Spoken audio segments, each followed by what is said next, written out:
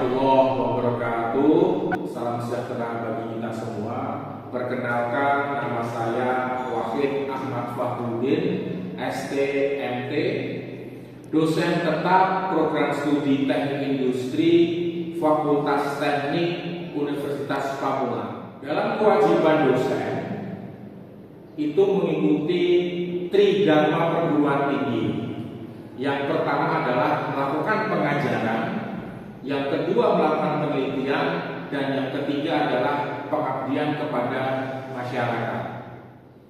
Pada kesempatan kali ini saya ingin menyampaikan bahwa saya sebagai dosen teknik industri mengampu mata kuliah proses manufaktur. Mata kuliah proses manufaktur yang saya ampu adalah sesuai dengan rumpun ilmu mata kuliah dan bidang keahlian yang saya miliki. Konsep pembelajaran yang saya terapkan adalah project based learning, yang mana mata kuliah proses manufaktur ini adalah 3 SKS, 14 pertemuan secara teori dan 7 pertemuan secara praktikum. Dalam pembelajaran proses manufaktur, penerapan project based learning ini sangat cocok di dunia industri era pada saat ini. Yang mana di dalam proses manufaktur membutuhkan secara real di dunia industri sesuai dengan kebutuhan pada industri-industri modern kondisi pada era pada saat ini. Penerapan project based learning pada mata kuliah proses manufaktur ini sangat cocok berdasarkan era digitalisasi maupun di era modern. Didukung dengan adanya proses pembelajaran secara praktikum menjadikan mahasiswa secara real di bidang teknik industri melakukan praktikum, melakukan pembelajaran beberapa yang dibutuhkan dalam proses industri manufaktur. Dalam pembelajaran mata kuliah proses manufaktur, mahasiswa diharapkan mampu mempelajari konsep dari input bahan baku, proses maupun sampai ke output. Yang mana dalam sistem input, proses, dan outputnya adalah produk setengah jadi maupun produk jadi.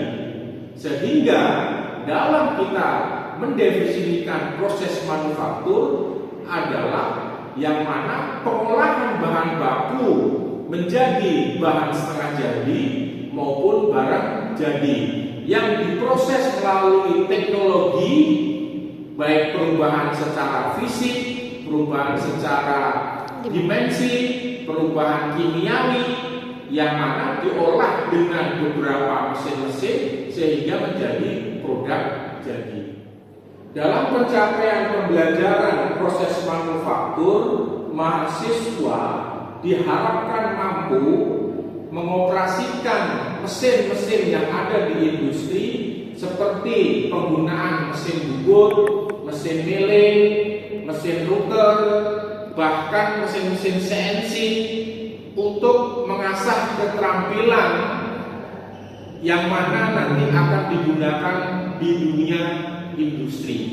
Selain daripada itu, ya, di dalam implementasi praktikum, mahasiswa dituntut untuk berkewajiban bagaimana menganalisa pada waktu proses praktikum sehingga mengetahui proses mana yang efektif, efisien dengan melihat keselamatan kerja. Dengan demikian saya menjabarkan mata kuliah yang saya ampu, yaitu mata kuliah proses manufaktur. Saya menyimpulkan bahwa mata kuliah mempunyai beban 3 SKS dengan 14 pertemuan secara teori dan 7 pertemuan secara praktikum. Terima kasih, mari kita lihat bagaimana saya melakukan pengajaran di kelas sesuai dengan mata kuliah yang saya ambil.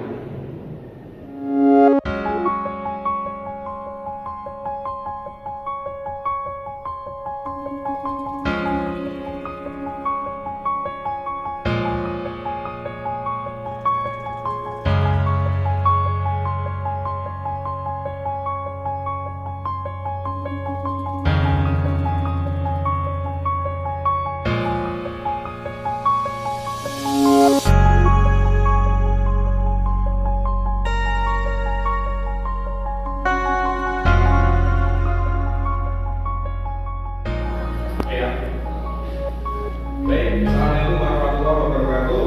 Waalaikumsalam warahmatullahi wabarakatuh. Selamat pagi semuanya. Baik, di pertemuan pertama ini ya, sebelum kita melakukan pembelajaran, lebih baiknya kita berdoa sesuai dengan agama masing-masing. Ya. Berdoa dimulai.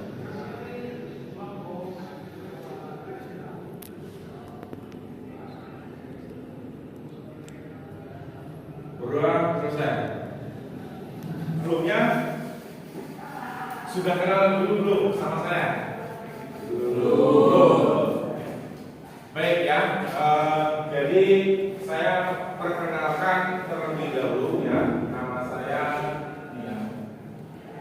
Nama Wakil Ahmad Fahrudin ya.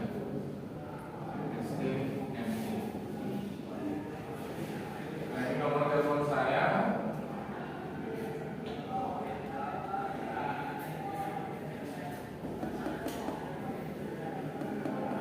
oke ya. Nah, pagi hari ini kita belajar apa? Proses manufaktur ya. Berapa SKS? 3 SKS ya. Jadi mata kuliah pagi hari ini proses manufaktur 3 SKS ya. Nah, 3 SKS ini berapa pertemuan? 21 pertemuan ya. Nah, jadi di dalam pembelajaran proses manufaktur ini adalah kita melakukan praktis bimbing gitu ya. Artinya praktis bimbing atau praktis by learning ya. Jadi nanti kita belajar di kelas ya seperti ini. Belajar teori dan nanti juga kita belajar di laboratorium. Jadi untuk 7 pertemuan ya nanti kawan-kawan di sini untuk belajar praktikum ya. Jadi 7 pertemuan nanti kawan-kawan semuanya ya nanti kita belajarnya langsung di laboratorium ya. Oke, nah dalam pertemuan pertama ini ya saya akan membahas pengantar proses manufaktur ya. Jadi nanti Anda ya, saya kenalkan apa sih sebenarnya di dalam teknik industri itu mempelajari proses manufaktur. Oke, Anda bisa lihat slide berikut ini ya. Oke ya. Yang pertama nanti kita mempelajari tentang revolusi industri manufaktur. Yang kedua, ruang lingkup proses manufaktur. Yang ketiga adalah definisi proses manufaktur. Oke ya. Nah, kalau kata-kata manufaktur teman-teman di sini tentunya sudah tidak asing, benar kan? Apa kira-kira manufaktur itu? Ada yang tahu nggak? Apa?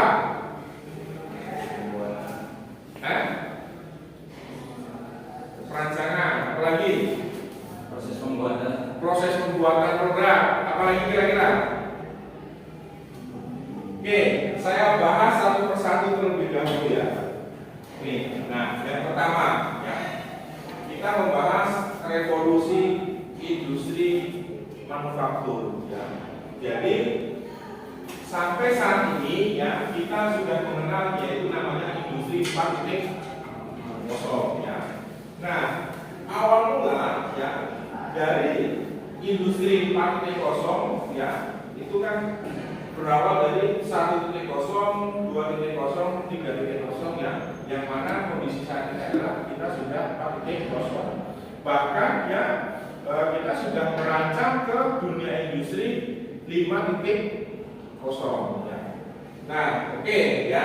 Yang pertama kita lihat, saya jelaskan ya, bahwasanya manufaktur ini ya pertama kali ya di tahun 1784. Nah, di sini banyak tenaga-tenaga yang digunakan pada proses machining itu adalah dengan menggunakan apa? Tenaga-tenaga hewan ya. Tenaga hewan ya. Anda perlu ketahui ya, pada waktu itu ya, ketika handling-nya ya, ketika moving-nya dari tempat satu ke tempat yang lain ya kan, nah itu dengan menggunakan tenaga hewan ya. Salah satu contoh ya, di era zaman itu pengangkutan dari hulu sampai ke hilir ya, itu dengan menggunakan apa? Sapi gitu kan ya, nggak ditarik dengan menggunakan sapi, dengan kerbau, dengan kuda ya kan. Nah, namun seiringnya berjalannya industri ya, nah di sini ada industri 2.0. Nah, di sini kita sudah sudah teknologinya sudah maju nih ya, yang namanya mass production, atau artinya dikerjakan secara banyak, diproduksi secara massal. Nah, pada zaman itu ya, itu sudah dikenal yang namanya itu adalah apa? Konveyor. Ya, perpindahannya itu dengan menggunakan konveyor. Nah, terus berikutnya, nah di sini sudah mulai menerapkan yang namanya mesin otomatis ya, atau nanti akan belajar tentang CNC ya kan, komputer numeric control ya kan. Nah, itu peradaban yang mana di dunia industri sudah menerapkan sistem otomasi ya, sudah menerapkan sistem yang dikontrol oleh komputer seperti itu ya. Nah, sekarang ya, industri 4.0. Nah, di sini Anda sudah mendengar yang namanya apa? AI ya kan? Artificial Intelligence ya. Yang mana di situ adalah kecerdasan buatan gitu ya. Nah, di dalam AI ini ya, Anda sudah ketahui bahwa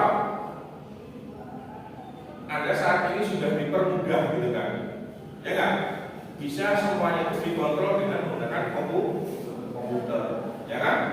Nah, pada era kemarin di tahun 2022, ya kan? 2000 munculnya itu di 2001 lah ya, 2020, 2021, ya Anda sudah banyak nih perangkat-perangkat handphone Anda itu dilengkapi dengan sebuah AI gitu kan. Nah, pertamanya itu peradabannya bagaimana ya? Anda misalkan membeli sesuatu atau membeli barang tanpa Anda harus datang ke tokonya gitu kan ya. Anda tinggal buka handphone ya kan, ada menu aplikasi yang mana Anda bisa membeli barang dengan melalui online ya kan? Atau marketplace ya kan. Nah, kalau zaman dulu ya artinya Anda pas begitu mau membeli barang Anda harus datang ke tempatnya atau ke tokonya gitu kan ya.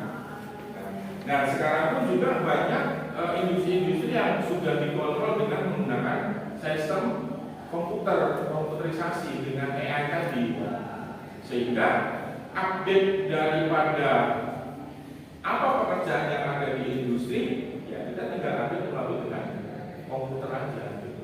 Ya. Baik, Radit gimana? Udah jelas ya tadi ya? Oke, baik. Ada lagi yang ingin ditanyakan terkaitan dengan materi pada hari ini? Siapa? Sekali lagi. Pak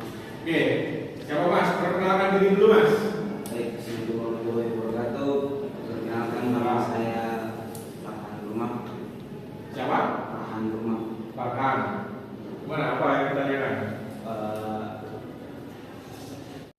Jadi setahu saya perusahaan ini setiap hadir di daerah mempunyai misi masing-masing apa, seperti meningkatkan kesejahteraan masyarakat sekitar. Nah, lalu bagaimana kalau misalnya mau meningkatkan meningkatkan ekonomi daerah sekitar, bagaimana meningkatkan sedangkan perusahaan tersebut ingin menggunakan AI. Jadi secara tidak langsung misalnya menggunakan AI berarti tenaga manusianya ini kan ya memang dibutuhkan tapi tidak begitu banyak.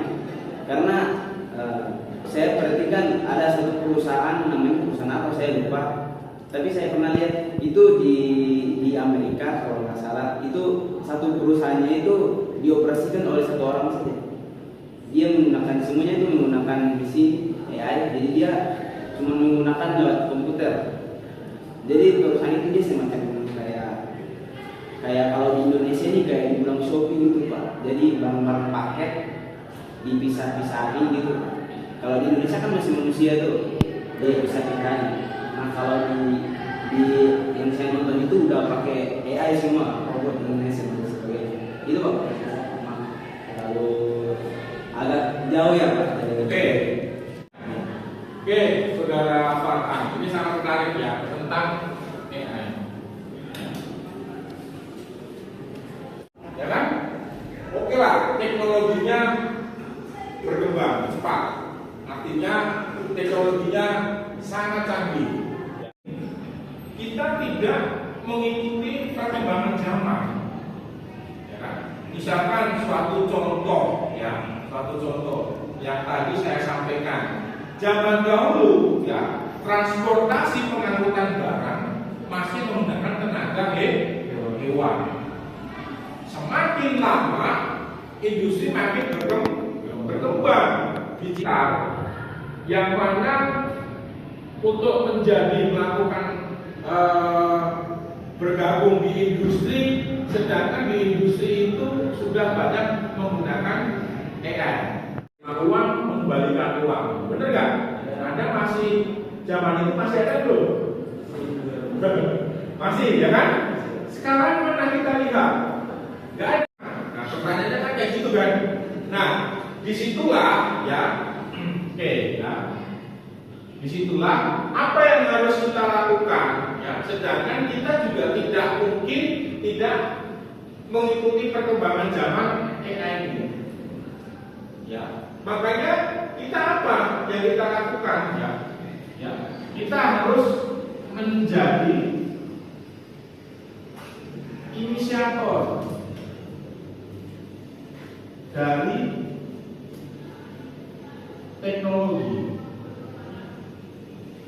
Yang kedua ya, menjadi bagian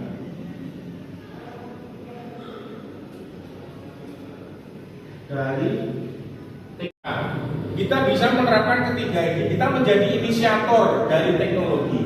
Ya. Oke lah, ya. Misalkan contohnya, ya. Mau tidak mau kita harus belajar yang namanya AI. Benar nggak? Nih menjadi inisiator.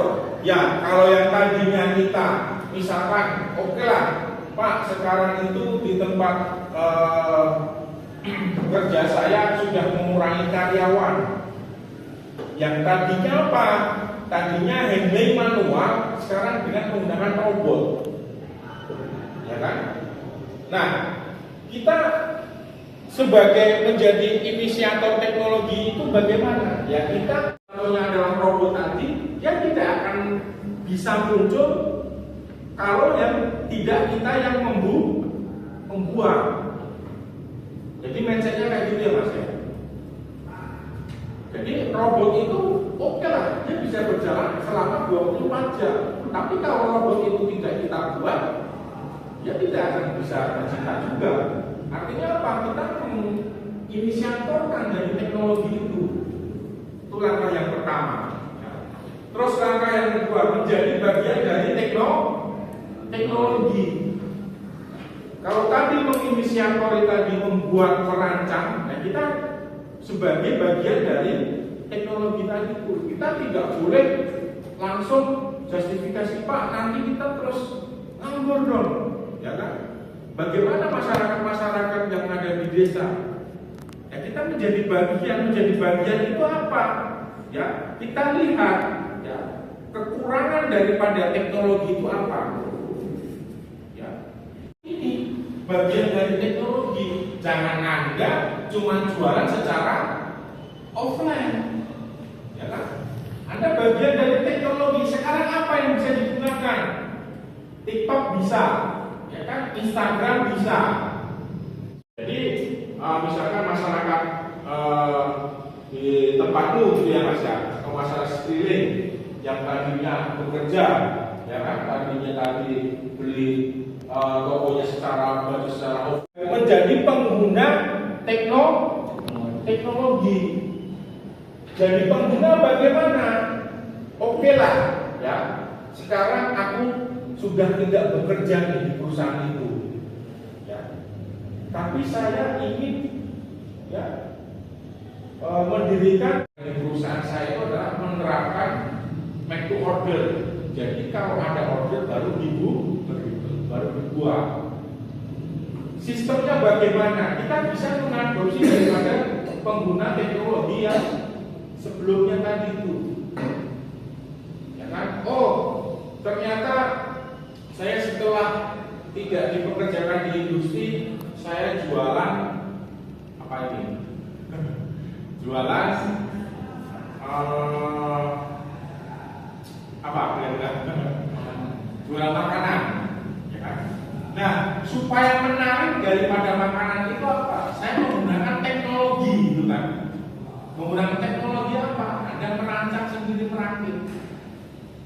Misalkan untuk dulu kan ada tuh yang di pagi hari ini, ya mudah-mudahan bermanfaat bagi Anda semuanya. Saya kembali nanti akan saya bagikan modulnya, ya, atau PowerPoint-nya supaya Anda nanti mencari beberapa referensi yang ada di luar, ya, baik itu buku, jurnal dan lain sebagainya, ya. Tentunya untuk menambah ilmu atau menambah wawasan Anda. Oke ya, baik, pada pertemuan di pagi hari ini saya akhiri. Terima kasih. Assalamualaikum warahmatullahi wabarakatuh. Waalaikumsalam warahmatullahi wabarakatuh.